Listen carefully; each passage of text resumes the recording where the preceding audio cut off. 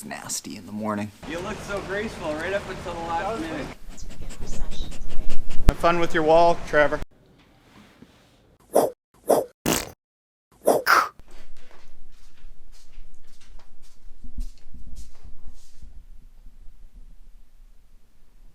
Just about every morning starts off with some variation of the same routine.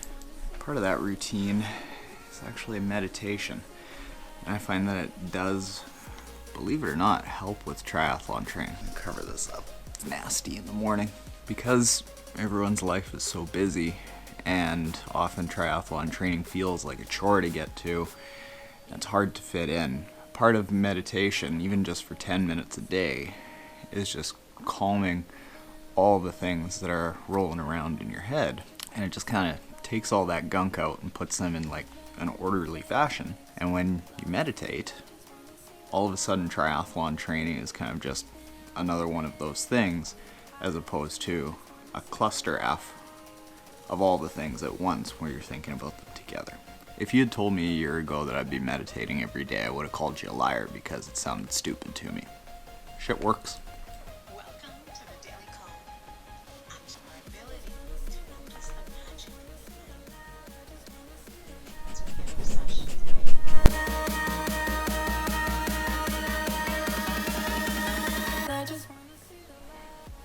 That's it. Ready for the workout now. Let's do this. 1050s full band.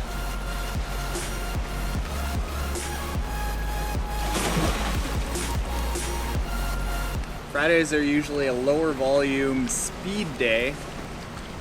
That's what it looks like.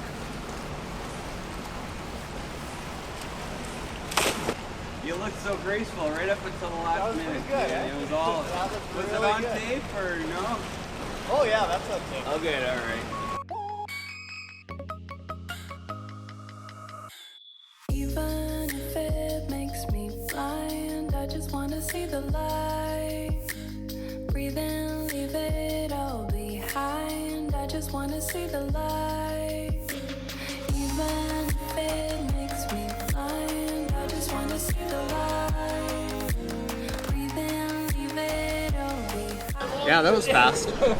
Fast enough that Trevor's in love with the wall. Everything okay over here? Or do you need a moment? Have fun with your wall, Trevor. Yeah. Up to the weight room for a quick workout. And then I'm done for the day.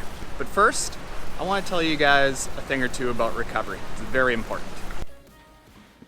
As we go forward, and I keep giving you Smashfest workouts to try every single day, I think it's important to talk about recovery, because if I don't, I think everyone's gonna get injured and maybe try to do a little bit too much. Number one, all the workouts that I'm giving to you right now have come after a solid year of not being injured and a 3-month build up starting at like way less volumes. So like if you're just coming into fitness, not what you wanna be doing. Back off, maybe chop it down to about half the volume.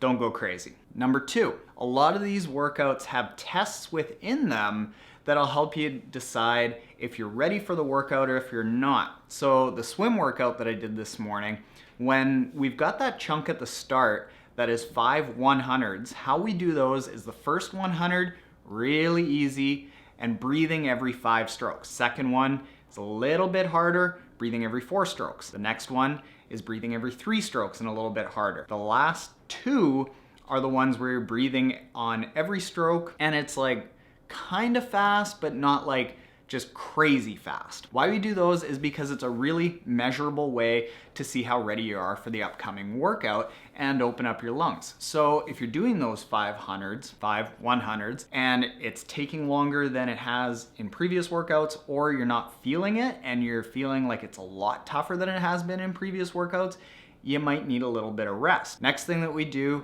is the HRR, the heart rate recovery test, that I'll do on the bike quite a bit. And you'll see that 2 days from now. Well, yeah, 2 days from now for you. And what that is a 15-minute section of the bike right at the start, and then you take 90 seconds doing nothing and you see how far down your heart rate is able to drop in that 90 seconds. Your heart rate doesn't drop nearly as much as it did the week before, or you can't get your heart rate up to the same levels it was the week before, you're probably a little bit fatigued. So those are a couple of ways that you can check to see if you're fatigued. Third way that you can do that is just by being conscious of how you feel. And what we do in our Google document that actually lays out what our workouts are every single day is there's a column off to the side that says, how recovered are you? How well did you sleep? How motivated are you?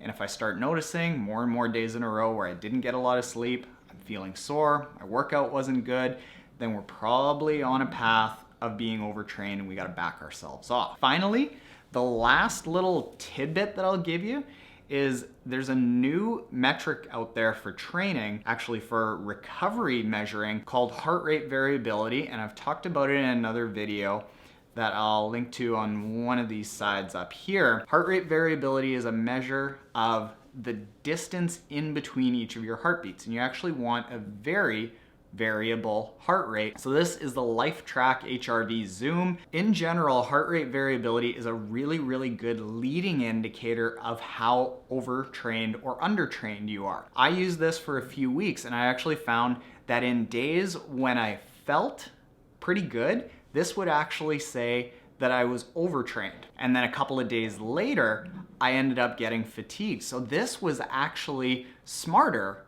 at figuring out how over or undertrained I was than I could actually tell within my body. And how you use heart rate variability is kind of like this. The numbers range in between like 60, where you're just absolutely cooked, you need to take time off, and somewhere around like 90, 95. That's a really good heart rate variability number. So as you start getting into like 75, 80, you're kind of average fitness, mid to high 80s and 90s, you're feeling really good, you can go out and absolutely kill the next workout.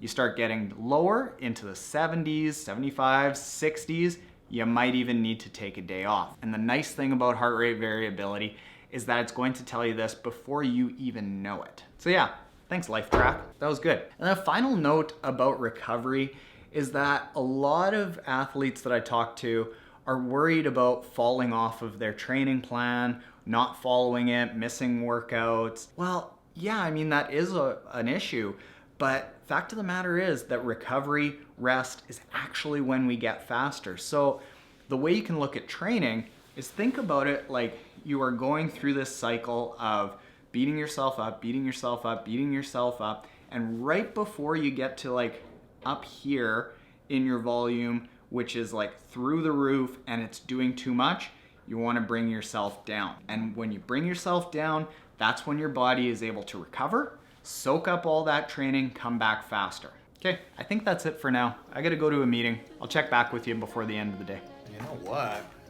It's 5 p.m. and I'm going home. That is week 1 of vlogging.